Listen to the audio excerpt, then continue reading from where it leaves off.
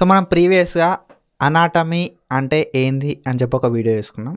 So anatomy అంటే ఏంది అన్నప్పుడు ఇప్పుడు ఫిజియాలజీ కూడా డిస్కస్ చేయాలి కదా. So that's the reason physiology అంటే ఏంది అని చెప్పి కూడా ఒక వీడియో చేస్తున్నాం. సో ఈ వీడియోలో మనం మెయిన్గా ఫిజియాలజీ అంటే ఏంది అని చెప్పి డిస్కస్ చేద్దాం.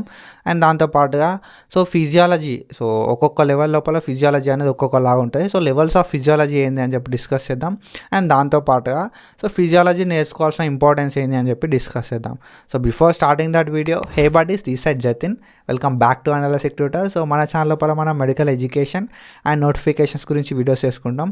ఒకవేళ కొత్త వస్తే సబ్స్క్రైబ్ చేసుకో అండ్ అట్లనే మీ ఫ్రెండ్స్ అందరు కూడా షేర్ చేయి. మీ ఫ్రెండ్స్ అందరూ కూడా చెప్పు ఇట్లా అనలిటిక్స్ ట్యూటర్ అని ఉంది, మన పారామెడికల్ కంటెంట్, మంచి మెడికల్ నోటిఫికేషన్స్ అన్నీ కూడా చెప్తాడు అని చెప్పి ఫ్రెండ్స్ అందరు కూడా షేర్ చేయి. So that's the thing I just want you ask you.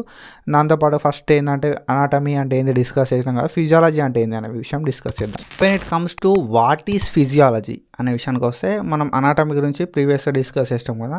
So anatomy అనేది సైన్స్ లోపల ఒక బ్రాంచ్, ఫిజియాలజీ కూడా మనకి సైన్స్ లోపల ఒక బ్రాంచ్. సో ఈ ఫిజియాలజీ అనేది ఏం చేస్తుంది అంటే ఏవైతే అనాటమికల్ స్ట్రక్చర్స్ ఎట్లయితే ఒక స్ట్రక్చర్ గురించి ఎక్స్ప్లెయిన్ చేస్తాయో, ఫిజియాలజీ ఏం చేస్తా అంటే అది ఎట్లా పనిచేస్తుంది అని చెప్తుంది. సో ఇది ఫిజియాలజీ అనేది ఒక బ్రాంచ్ ఆఫ్ సైన్స్. అది ఏం చేస్తా అంటే సో ఈ స్ట్రక్చర్స్ ఎట్లా పనిచేస్తాయి అండ్ ఈ స్ట్రక్చర్స్ లోపల జరిగే ప్రాసెసెస్ ఏంది అని చెప్పి ఎక్స్ప్లెయిన్ చేసేదాన్ని మనం ఫిజియాలజీ అంటాం. సో ఫిజియాలజీ అనేది సింపుల్గా మన ఎట్లా అంటే మన హార్ట్ ఉంది, హార్ట్ బ్లడ్ పంప్ చేస్తా అని తెలుసు, ఎట్లా పంప్ చేస్తుంది అని చెప్పి ఫిజియాలజీ చెప్తుంది. So so oxygen intake and carbon dioxide ఎక్స్పెలింగ్ ఇవన్నీ కూడా ఎట్లా పనిచేస్తాయి అని చెప్పి చెప్తుంది. అండ్ దాంతోపాటుగా మజిల్ కాంట్రాక్షన్ ఎట్లా అవుతుంది అని చెప్పి ఫిజియాలజీ చెప్తాయి. సో ఇవన్నీ కూడా ఫిజియాలజీ చెప్తుంది. సో ఇవన్నీ కూడా physiological processes. So then next మనం అయితే లెవెల్స్ ఆఫ్ ఫిజియాలజీ డిస్కస్ చేద్దాం. సో లెవెల్స్ ఆఫ్ ఫిజియాలజీ లోపల సో ఒక్కొక్క సెల్ ఎట్లా పనిచేస్తుంది అని చెప్పి, ఒక్కొక్క ఆర్గాన్ ఎట్లా పనిచేస్తుంది, ఒక్కొక్క టిష్యూ ఎట్లా పనిచేస్తుంది, సో ఇవన్నీ కలిపి సో మన బాడీ ఎట్లా పనిచేస్తుంది అని చెప్పి ఒక్కొక్క లెవెల్ దగ్గర ఒక్కొక్కలా ఉంటుంది. సో ఫస్ట్లీ ఏంటంటే సెల్యులార్ ఫిజియాలజీ అంటాం. సో ప్రతి చిన్న సెల్ కూడా ఎట్లా పనిచేస్తుంది అని చెప్పేదాన్ని సెల్యులార్ ఫిజియాలజీ అంటాం. దాని తర్వాత tissue physiology and organ physiology అంటాం. ఓకేనా. సో ఆర్గాన్స్, ఈ టిష్యూస్ అన్నీ ఎట్లా పనిచేస్తాయి, ఆర్గాన్స్ ఎట్లా పనిచేస్తాయి. దాని తర్వాత సిస్టమిక్ ఫిజియాలజీ అంటాం. సో ఆర్గాన్స్ అన్నీ కలిపితే ఆర్గాన్ సిస్టమ్ అవుతుంది. సో ఆర్గాన్ సిస్టమ్స్ అన్ని ఎట్లా పనిచేస్తాయి, రెస్పిరేటరీ సిస్టమ్, డైజెస్టివ్ సిస్టమ్ ఇవన్నీ కూడా ఎట్లా పనిచేస్తాయి అని చెప్పి చెప్తుంది. దాని తర్వాత హ్యూమన్ ఫిజియాలజీ అంటాం. సో ఇదంతా కలిపి బాడీ అంతా ఎట్లా పనిచేస్తుంది అని హ్యూమన్ ఫిజియాలజీ. సో మనకు తెలుసు సెల్స్ అన్నీ కలిపితే టిష్యూ అవుతుంది, టిష్యూస్ అన్నీ కలిపితే ఆర్గాన్ అవుతుంది, ఆర్గాన్స్ అన్ని కలిపితే ఆర్గాన్ సిస్టమ్ అవుతుంది, ఆర్గాన్ సిస్టమ్స్ అన్ని కలిస్తే హ్యూమన్ బాడీ అవుతుంది. సో ఇవన్నీ ఎట్లా పనిచేస్తాయి, ఒక్కొక్క లెవెల్ దగ్గర ఇవన్నీ కూడా ఎట్లా పనిచేస్తాయి అని చెప్పి, సో ఇవన్నీ కలిపితే మన బాడీ ఎట్లా పనిచేస్తుంది అని చెప్పేదాన్ని మనం ఫిజియాలజీ అంటాం. ఓకేనా.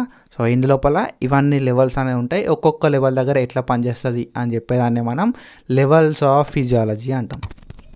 సో అసలు ఈ ఫిజియాలజీ ఎందుకు ఇంపార్టెంట్, సో ఫిజియాలజీ ఎందుకు ఇంపార్టెంట్, మనం ఎందుకు తెలుసుకోవాలి అనే విషయానికి వస్తే ఫిజియాలజీ అనేది చాలా విషయాలకి, ఓకేనా, సో చాలా విషయాలు తెలుసుకోవడానికి physiology important.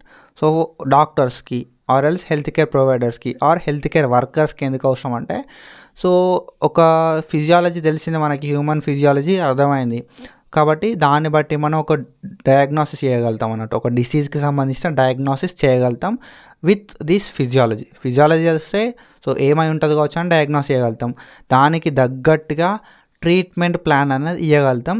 So that's the importance of physiology for doctors.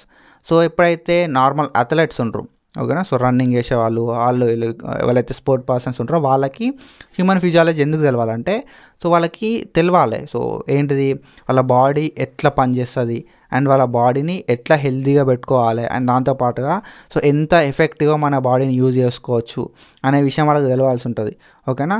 So వాళ్ళ ఆక్సిజన్ ప్యాటర్న్ కానీ, సో వాళ్ళ డైజెస్టివ్ సిస్టమ్ కానీ ఇవన్నీ కూడా వాళ్ళకి తెలవాల్సి ఉంటుంది. So that they can perform better. ఓకేనా. ఫిజియాలజీ తెలిస్తే అట్లా బెటర్గా పర్ఫామ్ చేయవచ్చు.